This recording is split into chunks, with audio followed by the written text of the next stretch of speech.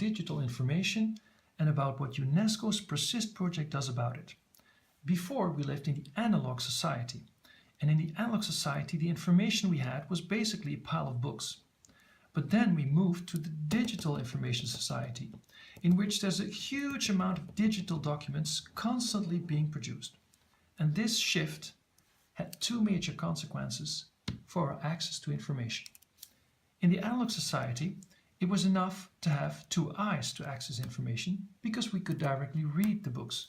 But in the digital information society, we need a computer to access information, and we need software. Our access to information has become technology dependent. And secondly, in the analog information society, the amount of information was relatively small, so that it was practically doable to make a selection of it and to classify the selection so that we could search for books. But in the digital information society, there's so much information that we don't even know where to begin our selection. And this has a consequence, namely digital amnesia, the risk that we lose our digital information. And there are two reasons for that. The first one is related to technology, which constantly evolves. And because of that, old digital documents can no longer be read, simply because we no longer have the old computers and software that we needed to read it, so we lose access. The second reason why we lose access to digital documents is because in the digital information society there's too much information to keep access to everything. And you might think that the solution is to store this all on servers and hard disks, because technically that's possible. But in practice, if you want to keep access to documents, you need to be able to search them. And to be able to search them, you need to make a smaller selection of documents because you can't search everything. And you need to classify that smaller selection so that you're able to search for documents by keywords, for example. And as the digital information society is relatively young, and as the amount of information we produce is pretty huge, we're not very good at that yet.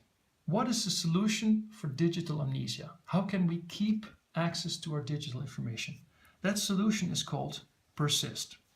And Persist does a couple of things. First of all, it brings the partners together in one room who deal with our digital information. It's the ICT industry, it's the memory institutions, and the governments. The ICT industry, they produce the software we need to produce digital information. Our memory institutions then preserve that digital information and they keep it accessible. And the governments, they support and facilitate the production of digital information and the preservation of it. Now, what Persist does, it creates a dialogue between these three parties to ask them to work together to find solutions to keep our digital information accessible in the future. Let's look at the ICT industry first.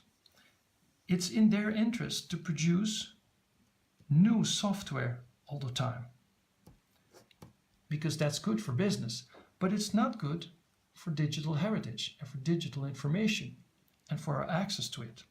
So Persist asks the ICT industry to maintain a minimum continuity between old software and new software, to make it easier for memory institutions to keep digital information accessible.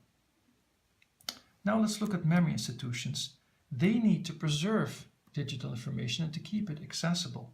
So Persist produces a platform of old software that is needed to read old documents, like documents in WordPerfect, for example, or documents that are written on floppy disks. Secondly, it produces a guideline for the selection of digital documents. It helps memory institutions to decide what to keep and what not to keep, which is very difficult. And then lastly, governments, they need to learn from these best practices so that they can integrate them in national digital preservation strategies. And these strategies can then be used to support and facilitate the production of digital information in such a way that memory institutions have an easier job to preserve it and to keep it accessible for the future.